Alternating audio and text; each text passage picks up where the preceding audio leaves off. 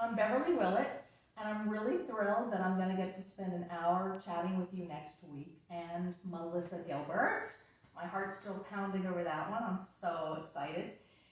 So I just wanted to say hi in advance, tell you a little bit about me, my story. We'll be chatting a lot more next week.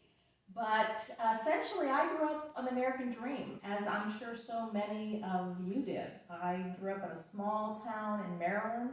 I was first in my family to go to college, and then I went all the way to New York City where I met the man of my dreams, had 2 kids, had a really good career, and then we bought the capstone of our American dream, a beautiful house in Brooklyn.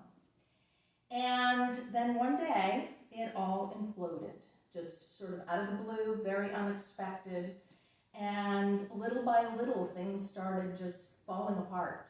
I went through a divorce that I didn't want. The kids were growing up. I was a single mom. I was renting out part of the house to pay the mortgage. And then, of course, the kids, they grow up. And one went to college, the next was on her way, and I could no longer pay the mortgage. And I thought, I just remember I'm thinking, now I've got to sell our home. It wasn't just a house, it was our home. And I thought, this is going to finally take me down. This is going to be the one thing that's finally going to, sink me. It turned out, actually, that last year in my house, as I went through all of my possessions and started decluttering and look at things, I remember my friends saying, oh, you get to reclaim your life. And I thought, well, what are they talking about? I've been a wife, a mother, a lawyer, all these things. Who am I without all of this? It turned out that I was able to reclaim my life. I was able to find out and realize for the first time that loss is universal and that things happen that are uncertain in our lives. We all have difficulties to go through. And, as women of a certain age, we're getting older, things crop up, the kids go away.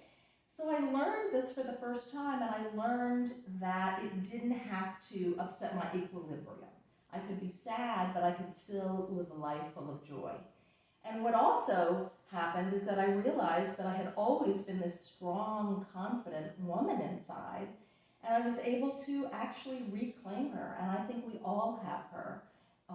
And if we don't, we can all still be strong and brave through those tough times. So I just wanted to read you a little bit from my book. You can learn more if you read it, Disassembly Required, a memoir of midlife resurrection. I know this is part of the reinvention series, but I tweaked that a little bit, and I can talk more next week about why I call it resurrection. I also have a TED Talk that's available on YouTube if you want to listen to it. So I'm going to just read you a short passage, and this was right after my ex left, which was right before Christmas. We lived in an old house, and things started to break down, as they do. And I was lying in the bed taking a little nap from it all when there was this big drip that started to literally pour on my head. My kids were 7 and 12 at the time, Nikki and Ella. And here's what happened. Mom, what's wrong? Nikki asked with a startled look. After rounding the corner to my bedroom, used to being confronted with the Energizer Bunny.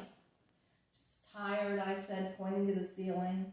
My leg was also throbbing from recent knee surgery, and I'd received a legal letter from my husband's attorney demanding to know what I'd done to find a job in the few days since my husband had left. At that point, I had become a stay-at-home mom. And now I've got it all to fix alone, I said, filled with self-loathing. No, Mom, you don't. We're here, me and Ella. Minutes later, she and Ella called me downstairs. They'd drawn a bubble bath and laid a plate of Christmas cookies, chocolate espresso beans, and fruit slices on a tray at the side of the tub. I slipped into the bath, and 7-year-old Ella emerged from her room with Little House on the Prairie and began to read, somehow knowing how a book that soothed her would also soothe me.